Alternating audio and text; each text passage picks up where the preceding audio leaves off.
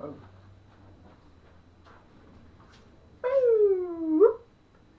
Hello, ladies and gentlemen. Eddie Marcus here one more time.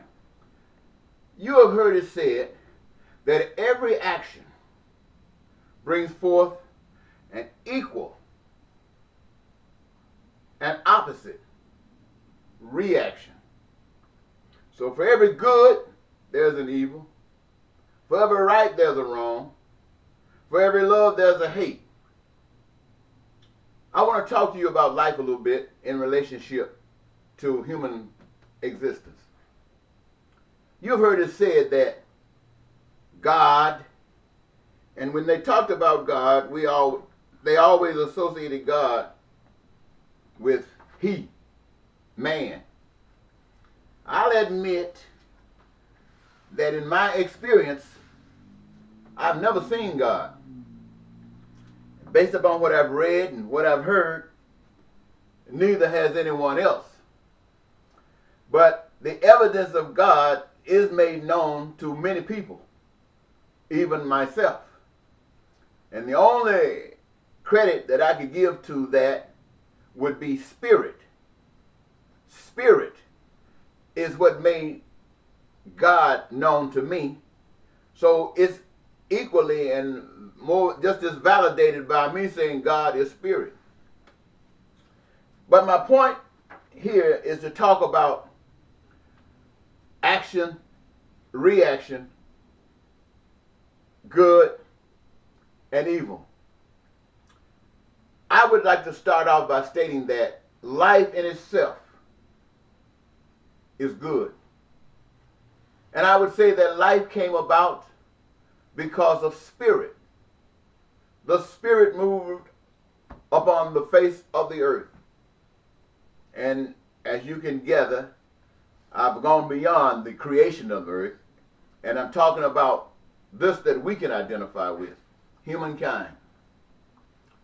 And I would like to suggest that spirit brought forth a man, and spirit brought forth a woman, opposite of man.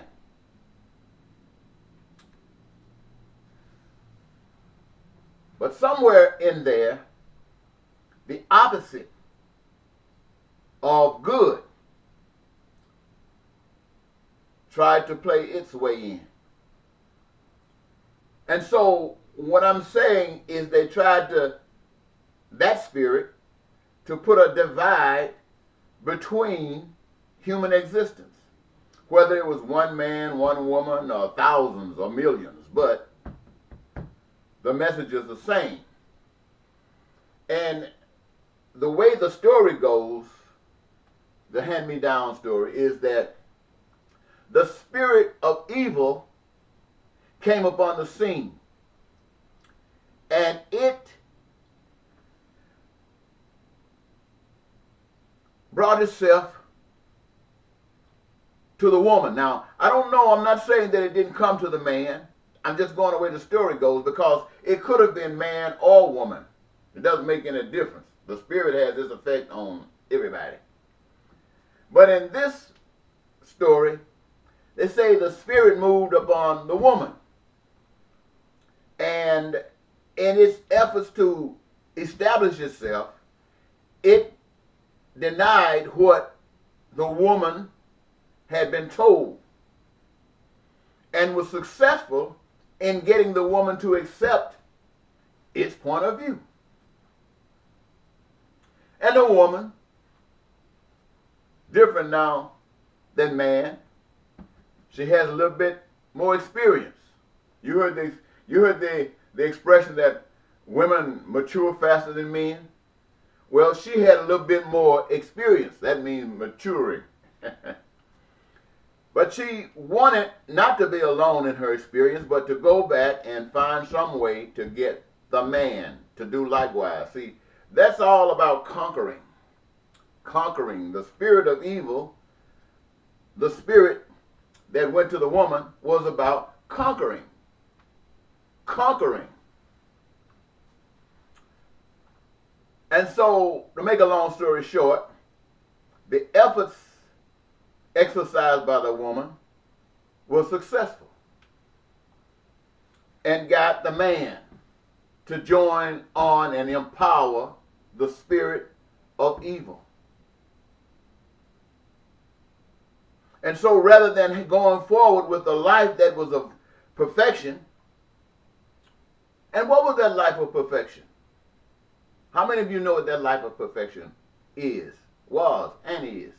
I'd like to share with you based upon our existence here on the earth, mine and yours. There are certain things that are common amongst you and you and you and you. All of us have certain things that's common for our survival. And so the spirit that came upon the face of the earth to bring about good things, who brought about humankind on the face of the earth, also prepared that humankind could survive. And those essentials were, outside of water and oxygen and other stuff that we ourselves can't give ourselves, it involved food. And that spirit made it possible for not only that one or that two, but for billions of humans to live upon the earth without ever being hungry. Clothing.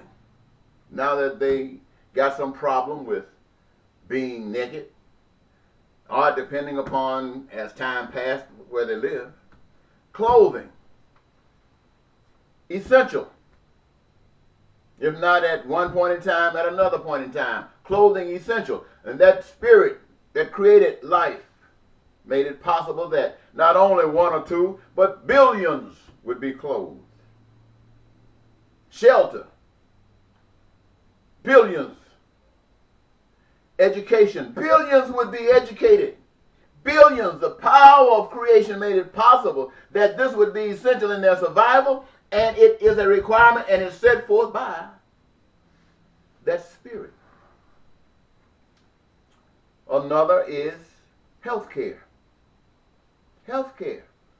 People get sick, especially since they walked on the wrong path. But that spirit of love prepared for that any and everybody would have access to health care, the best health care possible.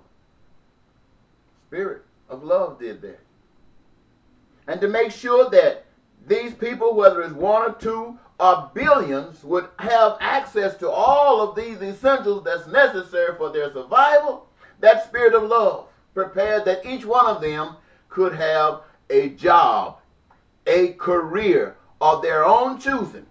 Out of these things that were essential for survival, they could choose what role, based upon what was in them, what their desires were, that they wanted to play in the creation of these goods and services. That's a wonderful spirit. Now, people can have, living on earth, whether it's one or two or billions, all of the things that's essential for survival. Ooh-wee. But that other spirit that separated in the beginning the one from the other one made it possible so that when children came into the world, to just these two, because that chain of love had been broken between the two, it now exists. And so when the children come in, you got one parent choosing one child, and they didn't intend, I don't think, for that to happen, and another parent choosing the other. One working with one parent, one working with, observing the daily activities of the other. But that division that's separated between the male and the female is being broadened and expressed. I don't think they intended for it to happen, but it's a result. It happened between the children. And so rather than having that harmoniousness between the children, they got divisiveness. They got hate. And the story goes that one kills the other. Division. That's the operation of division. Now we've gone from trying to do good to evil come in and plant a seed and now divide people. They're killing each other. That situation has happened from that day until this day. That situation has happened from then until this very day. So what is to happen? What is to happen on this day when we recognize that these events from the beginning to now continue to occur?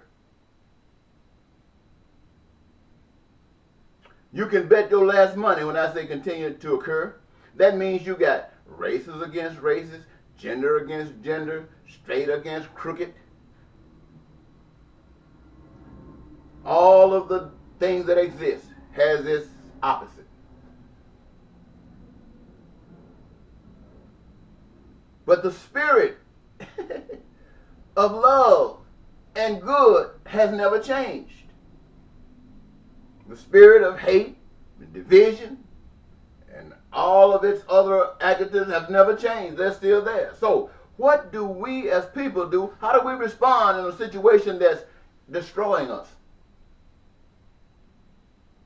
How do we respond in a situation that's destroying us? Well, good has its path. Evil has its path. The path that you walk is the path that you're on, and you can't claim anything else. And I'm really trying to focus on this, ladies and gentlemen, because for so long, I personally, by virtue of that spirit that I've just spoken to you about, recognize that there is a power outside of man. It's greater than man, can do things that man cannot or will not do without that particular spirit. Without that spirit, they have the other spirit of destruction. And yet I've been here trying to, well, parent this situation, getting angry, fussing, cussing, and all kinds of things to no avail. Lying, cheating, stealing, going to prison to no avail. And so I stand here and I say to you, it is really amazing how that evil spirit has worked. It has worked so profoundly with human beings that they don't know where they are. They live in socialist countries, capitalist countries, communist countries, you name it. And even in these different countries, they got different ideologies about what really should be going on, but they hold to the one which does what? That threatens them the most. Everywhere people say they want peace, they say they want prosperity, they say they want joy. But there's an enemy that says, no way, Jose, unless you do it my way. And doing it my way means putting me on the throne and abiding by my rules. My rules might today have you wealthy and tomorrow have you starving. My rules today might have you living and tomorrow have you dead. This is evil speaking. Now, some might say, with all this evilness, if that is the action or reaction, then where is the good action to come from then? Well, for some strange reason, the good action is there, but seemingly it happens in the spirit because the people are so afraid that they will do anything. And what are they afraid of? The unknown. You see, the spirit made sure that when people heard about God and God's love in heaven, they made sure that they heard about hell. And they presented hell in such a way that nobody wanted to die. They didn't present heaven in such a way people would be glad to die. You know, just glad to die. Heaven is after you die, let me go. Kill me. Let me go to heaven. But they always heard, oh, I don't want to die. What is out there? Because that room, that fire, that devil with the horns and forked tongue and tail and that burning forever scared all of heaven out of people. And they just want to avoid hell, living in it all the time. But how does that express itself in our day, in our time? See, originally the Spirit did not require anything of people except that they recognize that the Spirit is the reason they live, And the Spirit is the reason that they move forward. And all of the things that were planned and the way it was planned is supposed to happen naturally. It's like grass growing. The seed is there, the rain comes, the earth is watered, and minerals are in the earth, and the seed grows and serves its purpose, and so on and so forth. The way life is supposed to be. God, that Spirit, making it possible for all things. But in the process of that evil spirit that took over, it made it so that it could replace God by tricking the people to think that whatever God could do through them, they could have done through themselves without God. But they came up for our conversation and discussion and understanding with something called money. Now, originally, money was supposed to be good. The usage of money was supposed to be good. A fair exchange between people. That's the most simplest way to understand it. A fair, you got a commodity, somebody's got a commodity, you got a need of one. You can't take all, how many cows can you take home and don't have a place to keep them?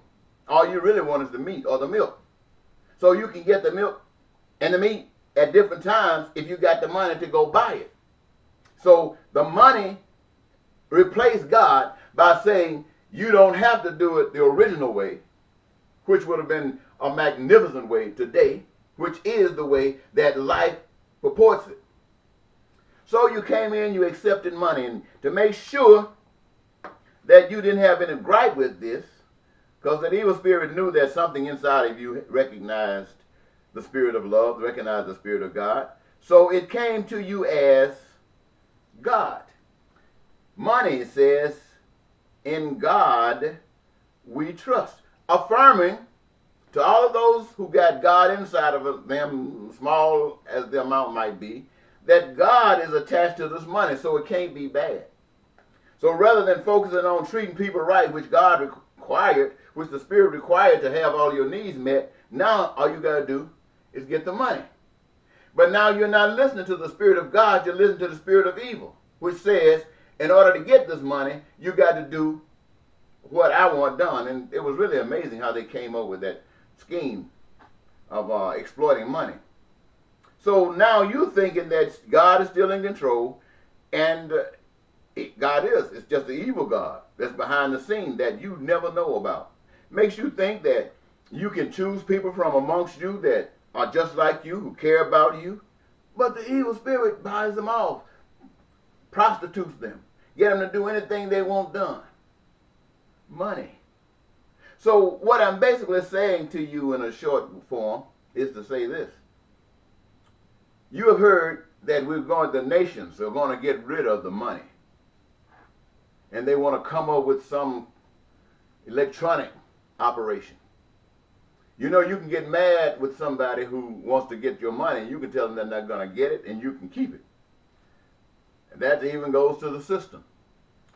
But when they go out using their computer, if you got any money, you don't have any say in it. They just take it out. And if you don't know what it means to take it out, think about it in certain states that you live in, like Minnesota, where you can have a debt with some business, and you refuse to pay that debt. Now the state, through your taxation, becomes a collection agency for someone else. You're supposed to get taxes back. They taking your money, giving it to somebody else who claimed it, and you have nothing to say about it. That's the same process. That's the same identical process, only with the electronic operation. I mean, with the chippy type thing, it happens just like that. It's still the state or the nation or the world or the global world, whatever. All of these things can happen to you. And it continues to happen for one reason. That reason is because people are afraid to die. They are afraid to die.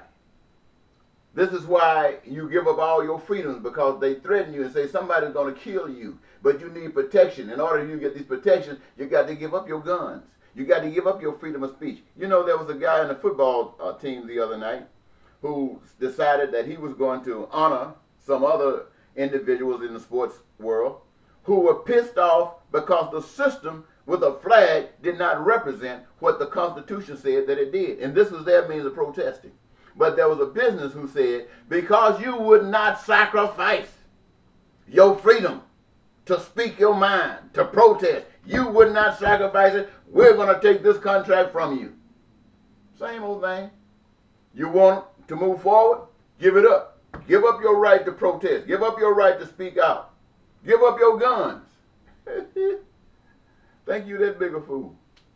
I mean, I'm not saying the gun is an answer, but they don't know it because they don't want to die either. They know as long as you got a gun, they might die.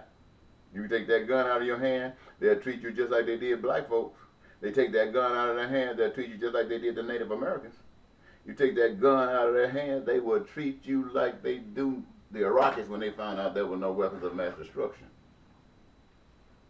And even with a gun, if they get powerful enough, they'll drop a bomb on your butt like they did Japan. You see, this is evil. And until you get a vision, an understanding of God and life after this life in relationship to God, to righteousness and goodness and love, you will always turn your back. Why do you think the churches want to get rich? They don't stand against the evils of the world. Some of them do, to a certain extent. Oh, but they curse you out through that prostituted situation of talking about hell, trying to scare you. They still don't tell you what God is about, or that how it is required that even though we're in the situation, how to live according to God's will and way, according to the spirit of love. They don't tell you that. They just try to keep you quiet. And in the meantime, hell keeps running all over you. And they keep getting richer and richer. The ones who keep doing that talk. The ones who keep keeping you afraid of dying. They don't teach you to give up your life. Heck no. Life, they say, is the most precious thing you can have. My. So, what am I saying to you? I'm saying, if I were put in a position of being the father, or being the parent, or being the one to oversee the United States of America, my impasse would be on trying to get you to understand, by virtue of activities, not just talking, love, to get you to understand how beautiful through the manifestation of people working together, and how simple it is, and how by doing so you would eliminate crime and violence, you would eliminate poverty and terrorism and war. I would show you this. Now, I couldn't make you see how wonderful it would be after you die, but your life would have been so great living, till how else could you see it other than wonderful when you pass on? But when you're going through hell here on earth, you're not trying to get into deeper hell that you've been taught about. And one thing for sure that you would learn, if you were changed, if you were born again, I don't really know if this is making any sense to anybody. But if there's to be any real change, if there is to be any peace and any prosperity and any joy, you will make this understanding for yourselves, and you will choose it.